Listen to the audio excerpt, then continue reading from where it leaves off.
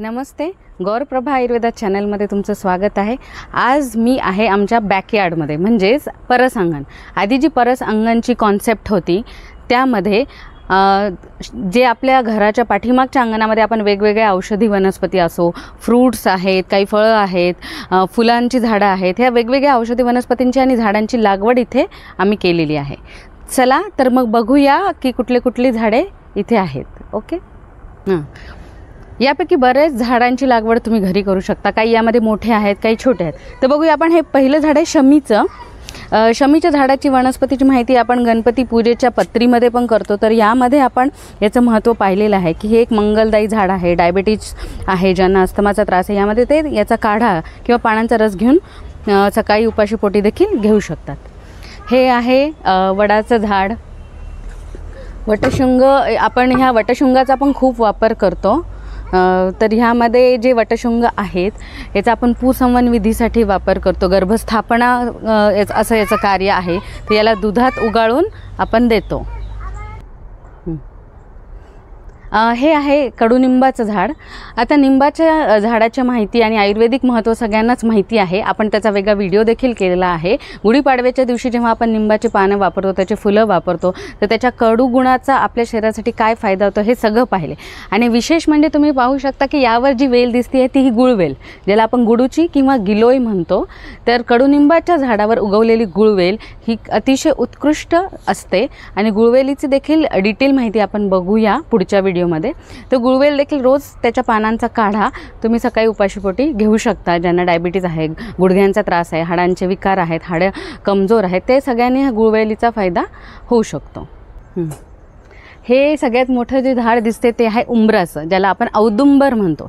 तर याच्या औदुंबराच्या खोडापासून आपण जे जल जमा करतो त्याला औदुंबर जल म्हणतात, जे अतिशय शीतवीर्य असतं। उन्हाळी लागणे किंवा पोटामध्ये दाह असणे, वारंवार ॲसिडिटी होणे, ज्यांच्यामध्ये पित्त प्रकृती आहे आणि पित्ताचं प्रमाण जास्त आहे, त्यांना हे औदुंबर जल खूप छान प्रकारे शरीराचा दाह कमी करतो आणि शरीरामध्ये थंडावा निर्माण करतो।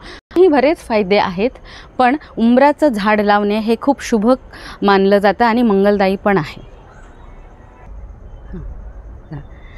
ही जी काटेरी वनस्पती तुम्हाला दिसते, ज्याला हे मोठे मोठे काटे आहेत, ती कोणती आहे ओळखू शकता का? हे आहे बेल, ज्याला बिल्व म्हणतो। बेलाची पानं आपण महादेवाला वाहतो। तर ही काटेरी वृक्ष आहे। यामध्ये आम्ही पानाचा पण आपण वापर करतो, सोबत जे बालबिल्व फळ आहे म्हणजे कच्चं बेलाचं फळ हे वापरतो। ज्यांना IBS आहे, ग्रहणी आहे, ज्यांना वारंवार मोशन होते आणि लूज मोशन्स होतात, त्यांना हे ग्राही काम करतं आणि पोटाच्या सर्व विकारांसाठी बेलफळ हे खूप चांगला उपशम देतो।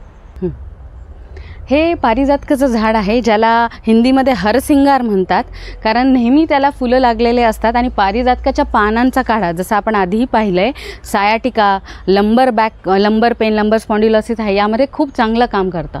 4 ते 5 पानांचा सकाळी पाण्यात उकळून काढा घेतला तर सायाटिकासारखं जे तुमचं पेन आहे ते नक्की कमी होईल।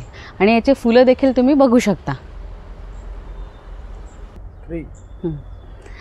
सगळ्यात बहुगुणी म्हणजे आपला आवळा। आणि आवळ्याचा जे च्यवनप्राश आपण नेहमी सेवन करतो, सकाळी 1 चमचा जर तुम्ही च्यवनप्राश असा 1 वर्षासाठी उपाशीपोटी सेवन केला आणि त्याच्यानंतर 1 कप दूध घेतलं तर ते रसायन आहे, म्हणजेच टॉनिक आहे, आयुष्यवर्धन करणारा आहे आणि शरीराच्या अनेक गोष्टींसाठी तो तुम्हाला मदत करणार आहे। तर एक आवळ्याचं झाड नक्कीच लावा। या गार्डन टूरमध्ये तुम्हाला खूप सारी फळांची झाडं देखील बघायला मिळतील। हे बघा, हे आहे लिंबाचं झाड, ज्याला भरभरून लिंबू लागलेत। हा काटेरी लिंबू आहे। तर हा जो आपला सामान्य प्रजातीचा आहे, याचे पानांचा वास देखील खूप छान असतो, जे आम्ही वेगवेगळ्या तेलांमध्ये याचा वापर करतो। हे चिकूचं झाड आहे। अजून याला चिकू लागतायत, हळूहळू ते बहरतील। आणि हे बघू शकता, हे आहे सीताफळ, ज्याला भरपूर सीताफळ आता लगडली आहेत, पण जी अजून कोवळी आहेत, छोटी छोटी आहेत।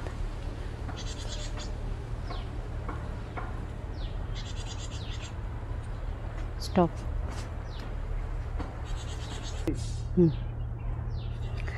हे झाड म्हणजे तुम्ही ओळखू शकता का कोणतं आहे? शहरी भागात तर हे आता मिळण्याचं झालं. हे आहे आघाडा, ज्याला आपण अप्पामार्ग म्हणतो, जो आपण गणपतीला वाहतो. तो या सीझनमध्ये असं कुठेही आपोआप उगवतो आणि त्याचं खूप महत्त्व आहे आयुर्वेदात. अप्पामार्गाचा क्षार आम्ही तयार करतो, जो लेखन करायला मदत करतो, शरीराचं फॅट बर्निंग करण्यासाठी मदत करतो. आघाड्याच्या पानांची भाजी करतो, त्यांचे भजे देखील तुम्ही करू शकता.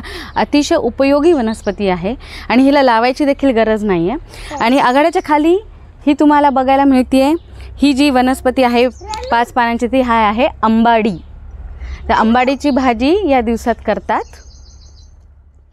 ही जी छोटी वनस्पती दिसतीये हा आहे केना, जो केनासुद्धा आपण गणपतीला वाहतो. आणि बघा या सीझनमध्ये हा आपोआप इथे उगवलेला आहे.